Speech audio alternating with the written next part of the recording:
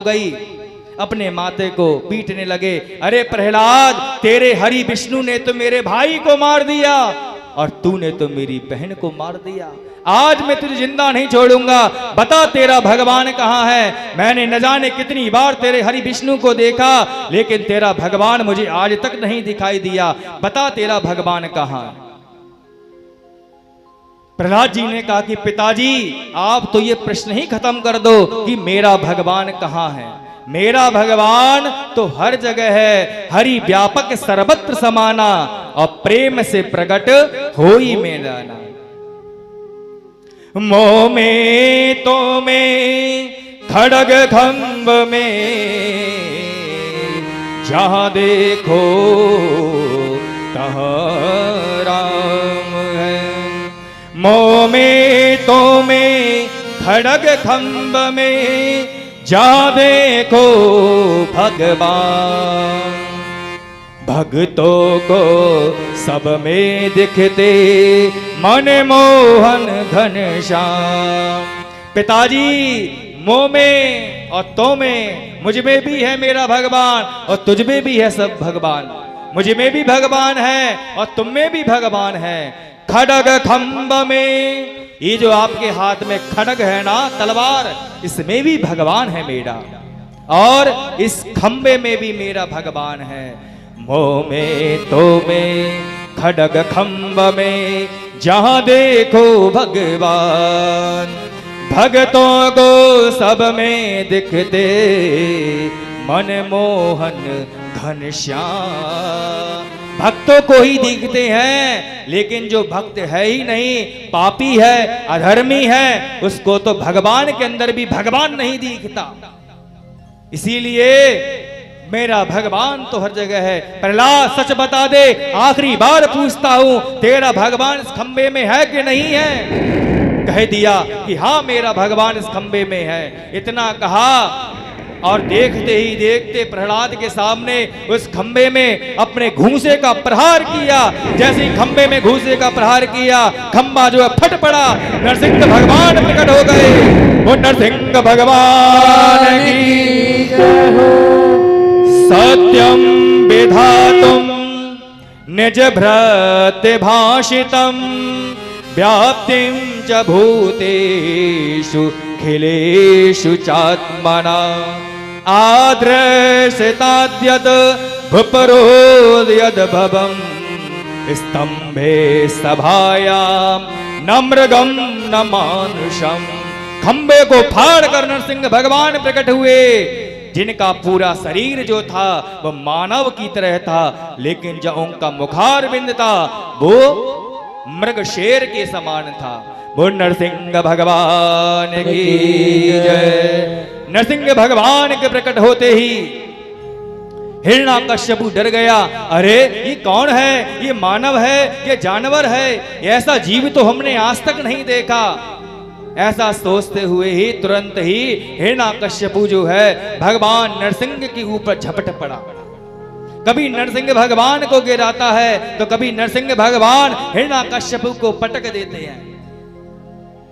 कभी छाती पर प्रहार करते हैं अपने घूंसे का नरसिंह भगवान, तो कभी नरसिंह भगवान की छाती पर प्रहार करता है हिरण्याकश्यपु।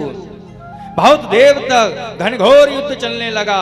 कभी भगवान के बालों को पकड़े तो कभी भगवान जो है नरसिंह हिरण्याकश्यपु के बालों को पकड़े। ऊपर जितने भी देवता थे सब आ गए, कहने लगे प्रभु और देर ना करो, क्योंकि समय हो रहा है सायंकालीन का। अगर सायंकालीन का समय हो गया, सूरज छुप गया, तो राक्षसों का जो है बल वो बहुत बढ़ जाएगा। प्रभु अपनी लीला को पूर्ण करो और उस दुष्ट को मार दो।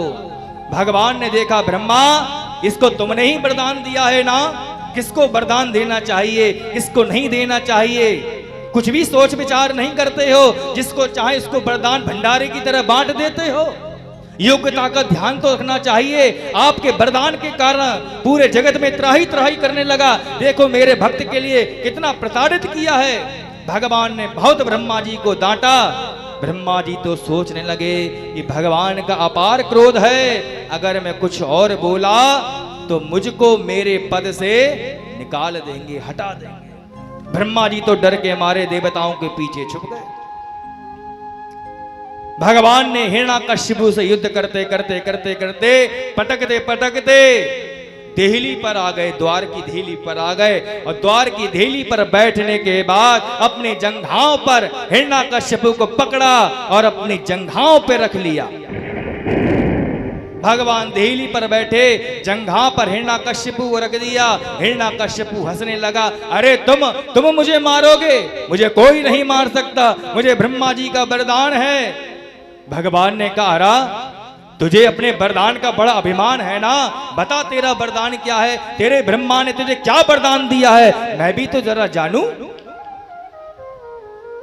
हिरण्याकश्यपु कहने लगा, ना मेरा वध जो है न दिन में हो सकता है न रात में हो सकता है। भगवान ने कहा, ये तुझे दिन दिखाई देता है, ये रात दिखाई देती है, ये तो समय सायंकाल का है, ना दिन है ना रात है।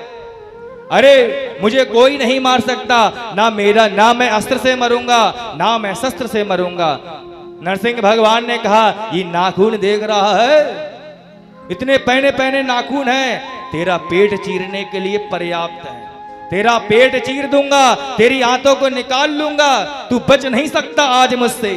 हिरण्याकश्यपु ने कहा, मैं बच जाऊंगा क्योंकि मेरे पास एक और वरदान है कि मैं 12 महीने में से किसी महीने में नहीं मर सकता। भगवान ने कहा, ये 12 महीने में से कोई महीना नहीं है, ये तो लौंद का महीना है, पुरुषोत्तम मास है। तेरे जैसे दुष्टों को मारने के लिए ही ये महीना मैंने अपने पास में रखा है। हिरण्याकश्यपु घबरा गया, अब कौन सा वरदान बचा है। कहने लगा कि ना मैं घर में मरूंगा ना मैं बाहर मरूंगा, ना मैं नीचे मरूंगा ना मैं ऊपर मरूंगा।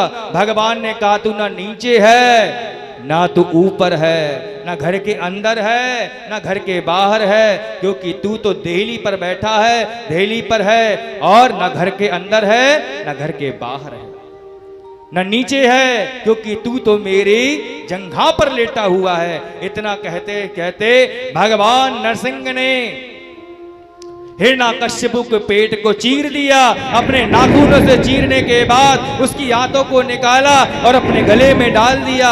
अपनी जिह्वा के द्वारा हिरण्याकश्यपु के रक्त को पीने लगे। वो नरसिंह भगवान की जय। खड़े हुए प्रभु और बाल पकड़कर हिरण्याकश्यपु के दूर फेंक दिया। चारों तरफ देखते हैं भगवान नरसिंह भगवान अपनी लाल लाल जिह्वा को निकालते हुए लाल लाल आंखों से देखते हैं। ऊपर देखते हैं तो ऊपर के सारे देवता कांप जाते हैं, नीचे देखते हैं तो पृथ्वी लोक के सारे देवता कांप जाते हैं। जिस दिशा में देखें उस दिशा के देवता कांप जाते हैं। सिंहासन पर जाकर बैठ गए। चारों तरफ देखते हैं तो चारों तरफ जितनी भी दिशाएं हैं सब दिशाओं के स्वामी जो है वो कांप जाते हैं। सत्यम विधातुम निज भृत भाषितम भाषितम व्याप्तिम च भूतेषु खिलेषु चात्मना। भगवान ने सत्य कह दिया कि भगवान कड़कड़ में विराजमान है।